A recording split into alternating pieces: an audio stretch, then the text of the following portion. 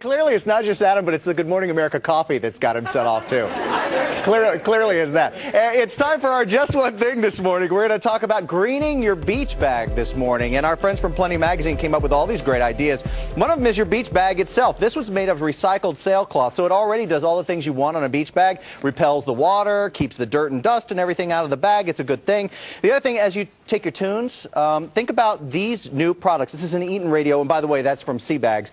They generally run anywhere from $95 to about $185. They're pricey, but if you don't have to replace them, if they don't fall apart, if they're waterproof, it's not a bad idea. Eaton radios anywhere from $50 to $150. These are solar powered and crank powered. They have not only your regular radio bands, but they have your weather radio bands. So if you're camping or anything, you need to know if there's a weather emergency, you'll get that there. Also, you can charge all your general equipment on the back of that, your cell phone, everything else you can charge. And here's something, you get into the pool or you get into the ocean, and haven't you noticed that gunky slick that's kind of laying there that's everybody else's sunscreen? So if we're all swimming in the same water, maybe we should think about something that doesn't have all the chemicals in it for the sunscreen, something that's a little bit more natural. So all these companies are coming out with more natural brands of sunscreen.